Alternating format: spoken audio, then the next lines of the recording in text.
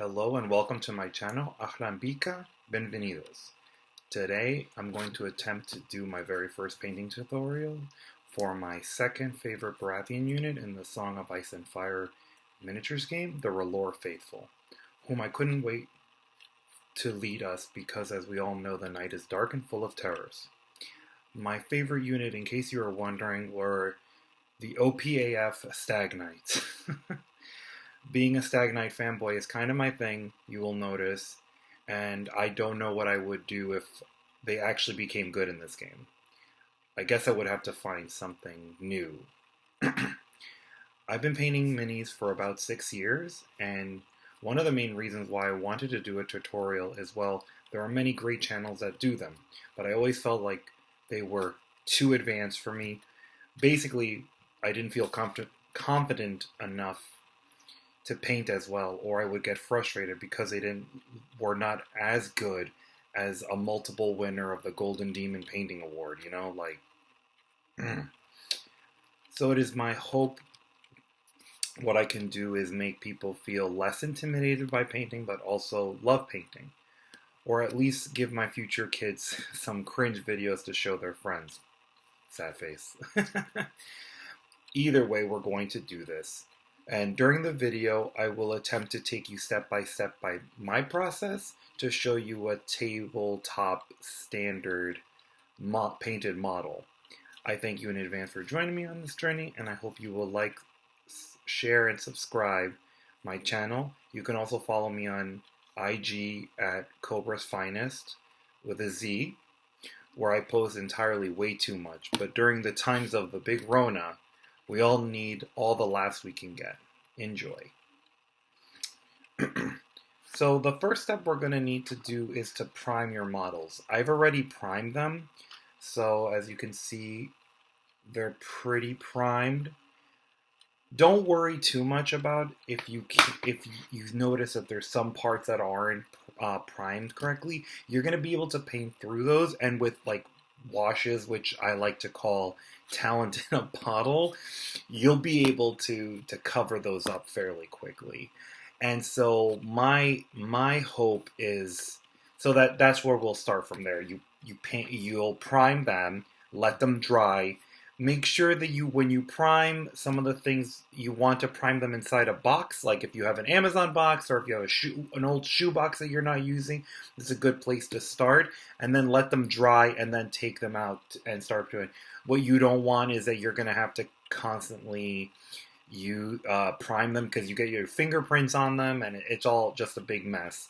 The primer that I used was the Citadel Paints, the Wraithbone White, I think it's, or Grayscale. I don't remember what it's called. Actually, let me go get it. Okay, so I found the can. It's actually Citadel Color Gray Sear. So as you're probably guessing, we're going to be using a lot of contrast paints. I really am a big contrast paints fan. I think that it's helped me paint a lot better than I normally would paint, but also it just makes painting go so much faster. Like I originally played Warhammer 40K, obviously, you know, essential for the Emperor post. I'm a big Imperial Guard player. I have entirely way too many tanks. Their Cobra theme from G.I. Joe, again, hence the Cobra's Finest. So, you know, I found that using contrast paint really helped me get through a lot of my tanks and a lot of my minis really fast, and they looked really good. And so the paints that we're going to be using are as follows. I'm going to put them in the description just in case people want to know, but if you want to see. So each of them are going to be here. I'm going to pull a makeup tutorial.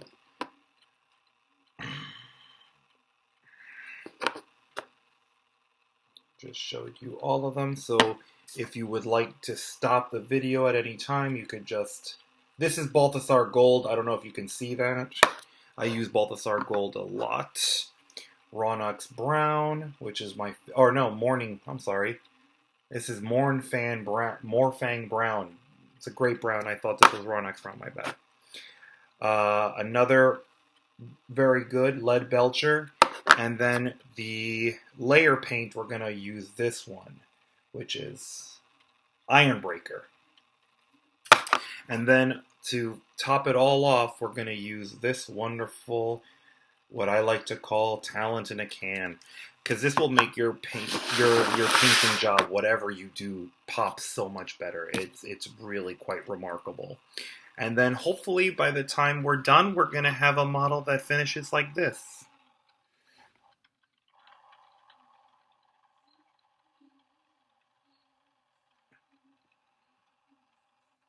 And you can see that I even put some... sorry, I'm going to take that out. And so you see that we can actually have some really cool base effects that we're going to do together.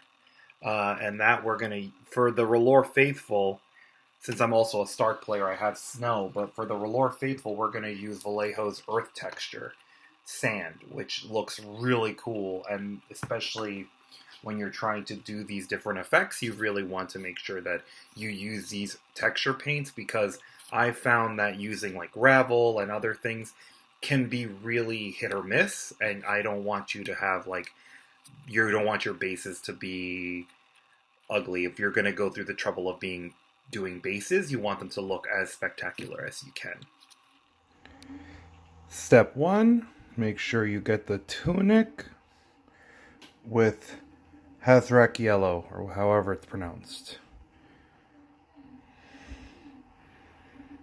So now you see that we have the Leadbleacher with the mix of the layer paint on the metal parts. Okay, so the red is on for the boots and everything. For the flaming sword. So for the face, as you see that there was a stray mark there, I'm not going to try to overcorrect it too much, because I believe that with the other colors that we're going to use, I'll be able to fix that face.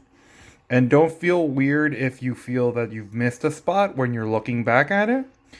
I've noticed that with a little bit of shade, you can seem to make it just look like shadows. It's a nice little trick you pick up when you're not a very good painter like myself. So now it's all painted up. And so the next thing we're going to do is put some wash on it, and then the base. And there you have it, the final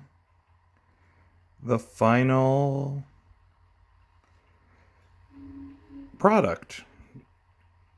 With some texture paint, a little bit of the sand, and a little grass patch.